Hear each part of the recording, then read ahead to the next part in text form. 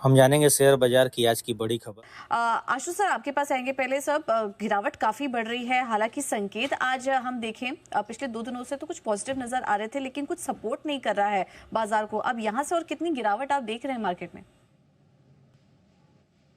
रुकनी चाहिए पूजा यहाँ पे। लेकिन एक चीज है ना, जो मैं बार बार महीनों महीनों हफ्तों हफ्तों सालों साल बोलता रहता हूँ, कोई फंडामेंटल नहीं, कोई टेक्निकल नहीं, कोई टेरिक नहीं, जो एक्सपायरी का प्रेशर होता है वो सबसे बड़ी चीज है।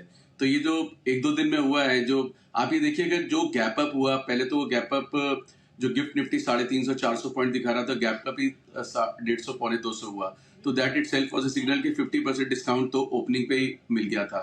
उसके बाद कल की जो क्लोजिंग हुई वो 150 पॉइंट भी खत्म होगी। तो पहला सिग्नल एक ही आ गया कि वो गैप अप राइट नहीं था और उतना ऊपर मार्केट के जाने का कोई कारण नहीं था।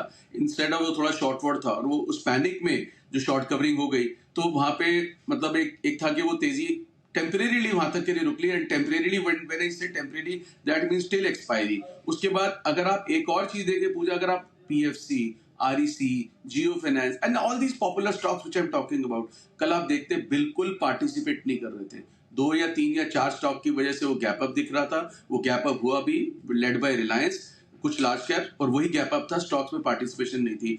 आज सारी की सारी वो चीज रियलिटी चेक हो गया। और अब आप देख लीजिए कि जो हम बार बार बोलते हैं कि एक्सपायरी प्रेशर के आगे कुछ नहीं चल सकता, तो अगले 2 दिन तक भी कोई ऐसी मेजर रिकवरी नहीं लगती है।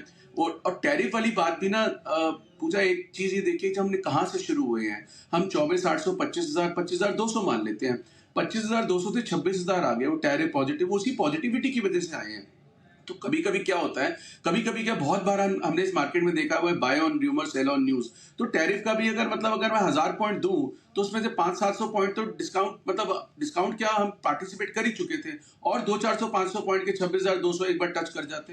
तो 26,200 एक बैंड है जिससे ऊपर मार्केट नहीं दिखती है। हाँ, ये जो आज की गिरावट है, ये कल का जो ओवर रिएक्शन पॉजिटिविटी था उसका नेगेटिव है, और कुछ एक्सपायरी का इफेक्ट है। और हम इस मार्केट को ट्यूसडे तक जो हमारी मंथली एक्सपायरी है सबड्यूट देख सकते हैं।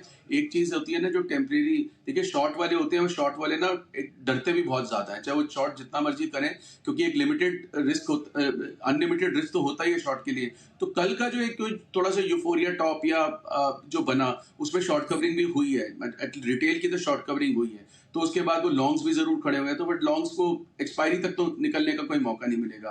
तो एक मेरे पास स्प्रेड है बैंक निफ्टी का, जो कि ट्यूसडे की एक्सपायरी का है। अदर देन दैट हमने सारे स्प्रेड्स पूजा इस बार बुक करा दिए थे। एक एसबीआई का स्प्रेड है जो हमने नवंबर के लिए बनाया है, 1:2, 900, 960।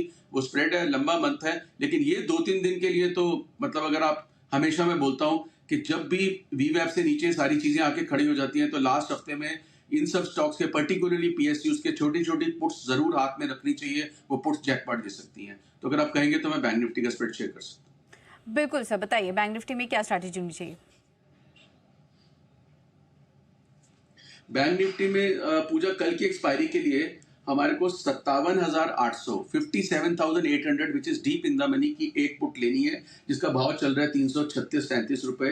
और 57,500 की एक पुट बेचनी है जिसका भाव चल रहा है 187-88 रुपए। इसकी नेट कॉस्ट आएगी अराउंड 150 रुपीज। मैं फिर रिपीट करता हूँ, 57,800 की एक पुट लेनी है, 57,500 की एक ही पुट बेचनी है, 1:1।